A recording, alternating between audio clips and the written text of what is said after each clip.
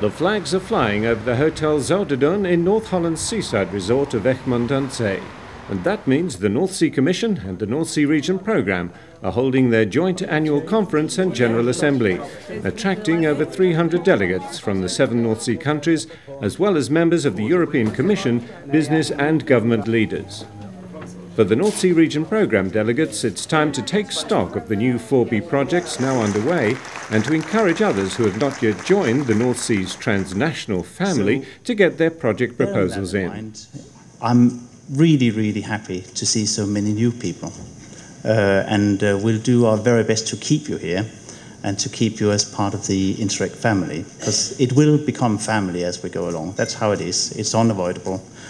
Sometimes we argue, sometimes we love each other, but we're always there for each other, and I think that's what constitutes a genuine relationship. The conference theme is Sustained Innovation, and the first speaker, Professor Mohib Latif, gave delegates some hard facts about climate change, which set the tone for further discussions. Well, first of all, people talk a lot about climate change, but they don't really know much about the origin of climate change.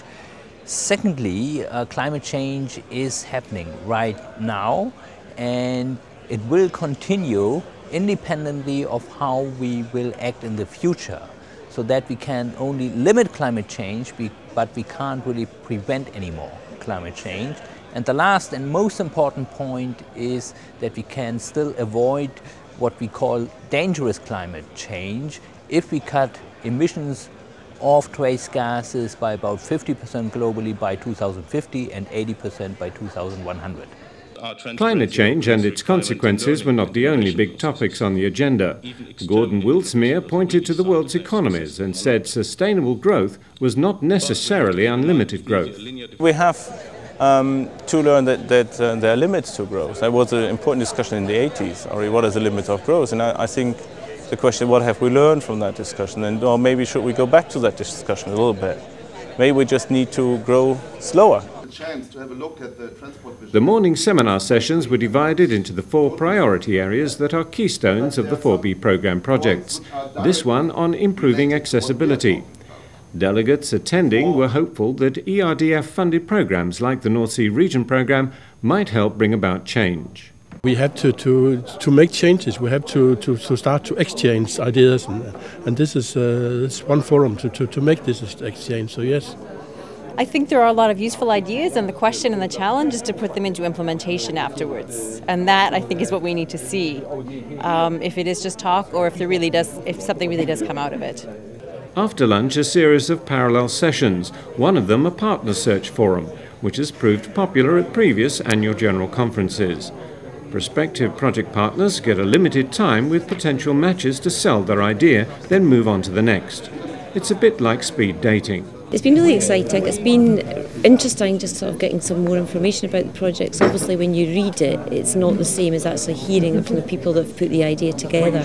So just trying to gather all that information, and then so we can take it back home and see if it's something that we want to work with. We had some very nice discussion with partners from Cambridge, from Sweden, and also from other partners from Belgium and the Netherlands. But even after the official forum ends, the discussions and gentle persuasion will continue throughout the conference. Summing up the day's achievements and ending our news coverage for today, Mark Overman from the Netherlands Ministry for Planning and Environment emphasised that the big issues under discussion can only be tackled transnationally. The EU is about cooperation. That's why we are in a European Union together. That's how we make new jobs. That's how we bring wealth by cooperating. If we just close our borders and try to find the wheel ourselves, it's an enormous waste of effort, and we should not just trade together but also cooperate and establish businesses together, and the governments should make ways of making that possible. They should facilitate this process, and that's why it's very good that here governments and businesses and regions and universities work together to really tackle this and not just cooperate locally but also transnationally.